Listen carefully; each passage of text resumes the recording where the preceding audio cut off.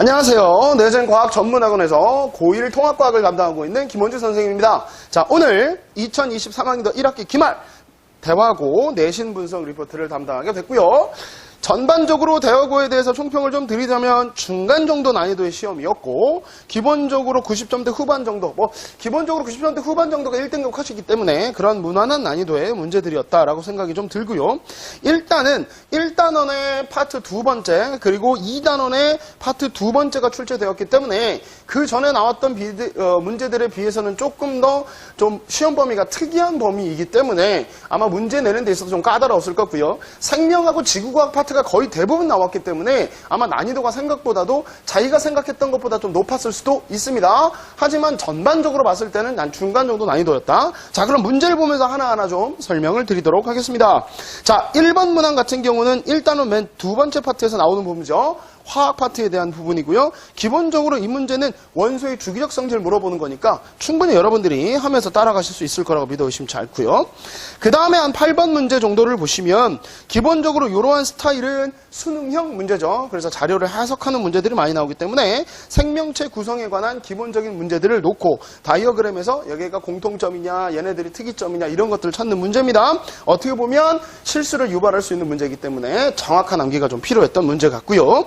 9번 문항을 보시면 요건 좀 특이한 문제죠. 예전에 그 화학원에서 교육과정 바뀌기 전에 이러한 화학 결합 문제들이 많이 나왔었습니다. 근데 요새는 좀 보기 힘들지만 그걸 가지고 단위체 결합 문제로 바꿔놨어요. 그러니까 살짝 유형을 가지고 화학 파트의 문제를 가지고 생명체의 문제로 거기다 바꿔서 변형을 해놓은 문제다. 그래서 여러분들이 보기에는 낚일 수 있는 문제지만 찬찬히 읽어보면 우리가 다 했던 기본적인 내용이기 때문에 문제는 신유형일지라도 난이도는 그렇게 높지 않았기 때문에 충분히 풀 수 있었던 문제 같고요.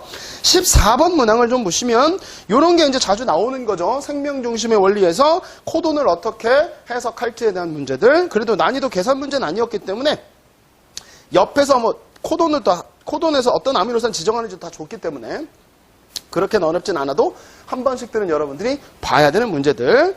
그 다음에 16번 문제를 좀 보시면 문제가 좀 길죠. 그리고 지구 시스템에서 상호작용 문제가 제일 어렵게 나온다 그랬죠. 그래서 1, 2, 3, 4, 5, 6, 7, 8, 9, 10까지 해가지고 얘네가 어떠한 상호작용에 해당이 되느냐 완전히 지엽적인 문제죠. 그리고 훨씬 더 많은 내용들의 지구과학적 요소가 필요합니다.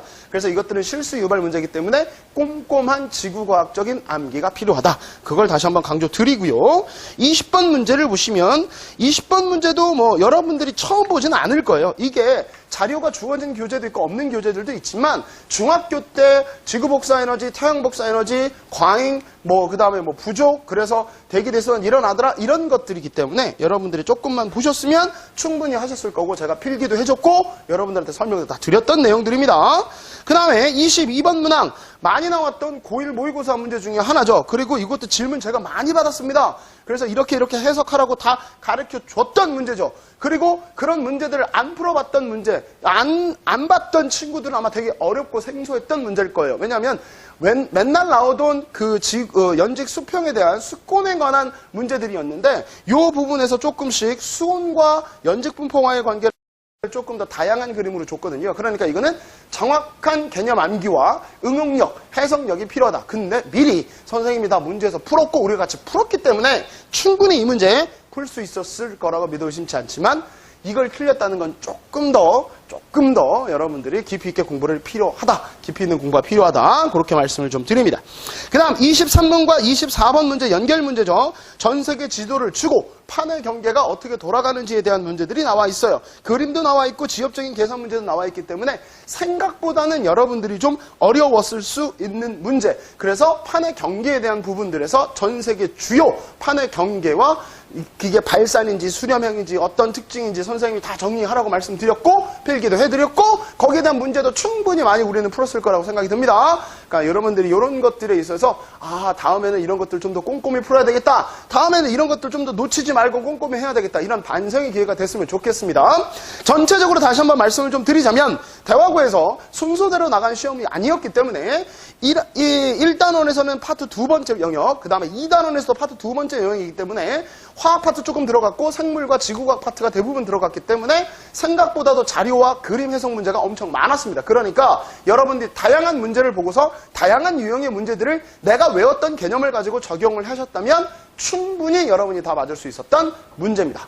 물론 중하위권 친구들한테는 좀 어렸을 수도 있어요. 그러니까 앞으로 2학기가 시험이 있으니까 훨씬 더 잘 보기 위해선 꼼꼼하게, 조금 더 세심하게, 조금 더 다양한 유형의 문제를 풀면 될 수 있을 것 같습니다.